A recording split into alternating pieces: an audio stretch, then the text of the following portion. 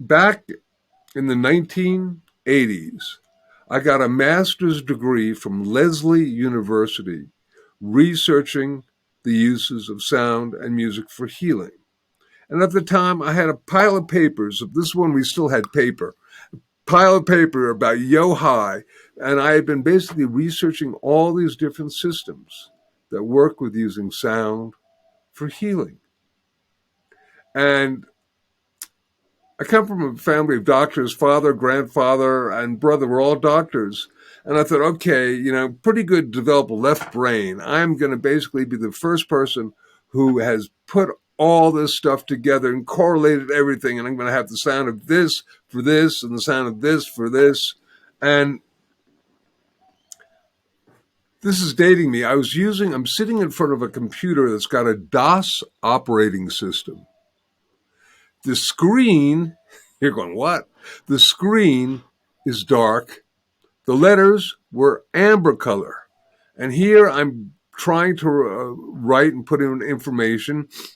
And there's this amber kind of gold cursor that's flashing on and off, waiting for me to put information in it. And I'm going through these papers, and all of a sudden I realize that Spiritual Master A is using a particular set of mantras for the chakras, and Spiritual Master B is using a completely different set of mantras for the chakras. Or Dr. X is using a specific set of frequencies for one organ. Dr. Y, completely different set of frequencies for the same organ. I'm sitting there in a state of intellectual angst, going, how can this be? How can this be? Oh my God.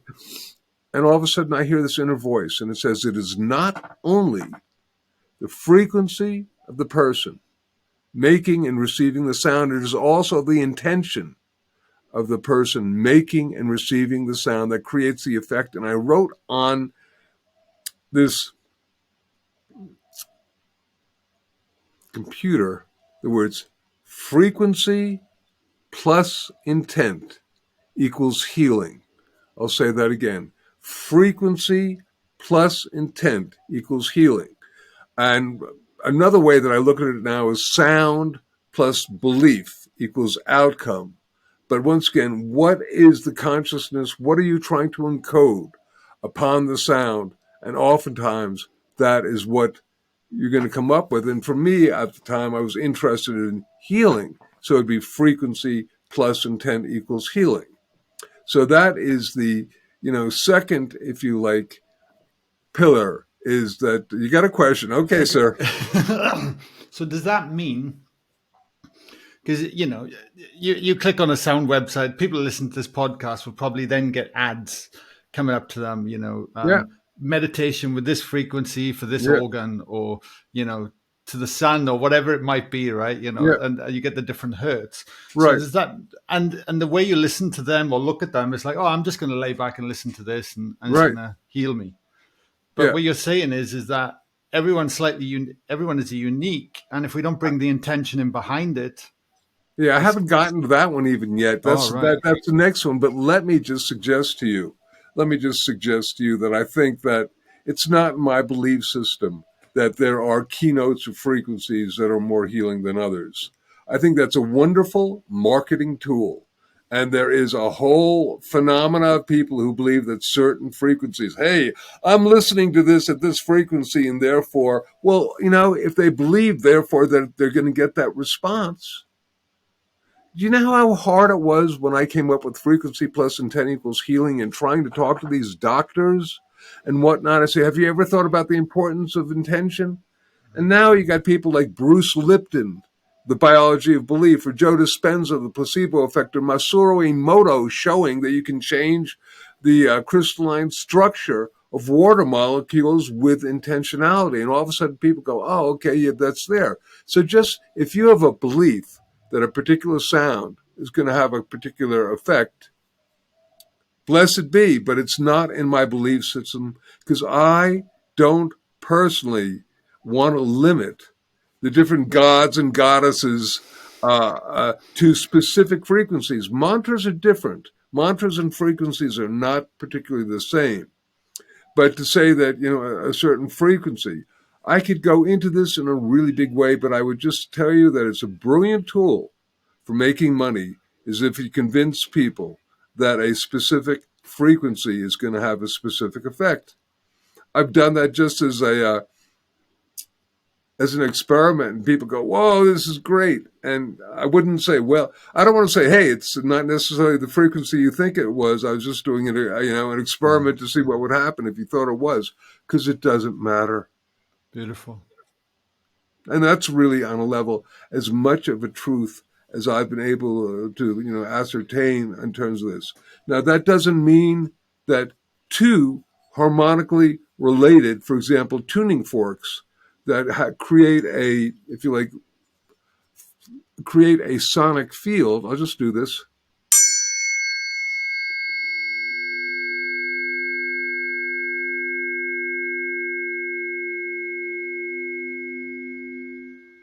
And you could hear that and you feel that I mean, I could go into a long rap about the fact that, yes, these have been scientifically demonstrated. It's the 2-to-3 ratio or the perfect fifth. Yes, sir. So you had, I'm just explaining for everyone, even people listening, you had two tune-in forks that you tapped, and then you said there was a sonic field. Right. Because I saw you hold them either side of the microphone then, right? So it Right, picked up the yes. sonic field. But bottom line, it doesn't matter. As long as these are in the ratio of 2-to-3 or 3-to-2, doesn't matter. But the field is created by the ratio of 2-to-3. And it doesn't matter what the individual frequency of the tuning fork is. The field is created by both of them, or they're harmonically related. So this could be an X frequency and this could be Y, but if it then creates the 2-to-3 ratio, then you get the field. Does that make sense? I just did really advanced physics of sound, and this was all known about by a guy by the name of Pythagoras. Many. It makes complete sense, but then it does trigger the question. Yeah. So then by having the X and Y, or the two different tuning forks creating the sonic field, creating our resonance, and then that is the field that is helping us come into resonance if we use it on ourselves. Is that what then happens? That's it. And then if you project, and particularly, look, one of these, project intention with it. right, exactly. One of these is going to be fine, but it's, if I go, you can hear that a little bit, can't you? Oh, yeah. But if I go,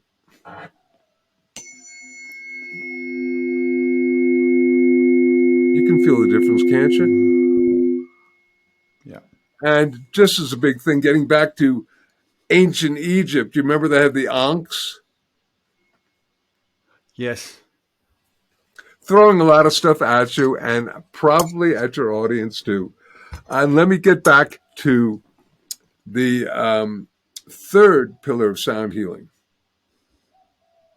First one is everything is vibration. Everything is vibration. The second is intent is powerful. Third one is we are all unique vibratory beings.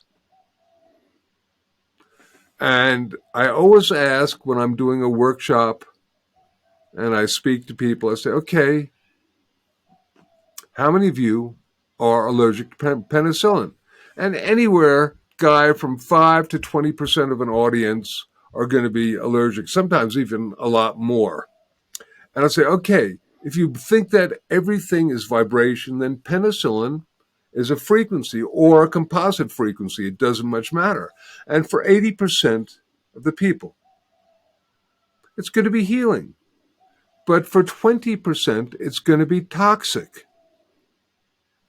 Think of that as a metaphor for everything. I personally have never encountered any sort of supplement, product, or whatnot that works for everyone. Have you? No, makes complete sense. So therefore, we need to honor what works for each of us, as opposed to going, oh, here you have you have this condition. Use this frequency, it'll do it. Now, mind you, if you put the consciousness in, the belief, it's going to be helpful. But if you start having adverse reactions to it, and I've seen people have adverse reactions to specific frequencies or specific intervals, then I go, okay, that doesn't feel good for you. Stop doing it and find something that does. Does this make sense? Mm-hmm. Complete sense. Yeah. Yeah. I'm going to pause for a moment, and as long as we're here, I'll do the fourth of the pillars of sound healing. The fourth is silence is golden.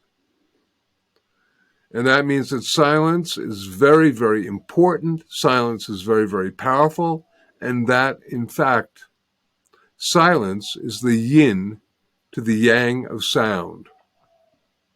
And silence is mandatory to work with, because if you are working with sound all the time, working with a frequency, if you keep moving and shifting these frequencies, then you don't give the sound the ability to set itself into the body and create the vibrational shift and change.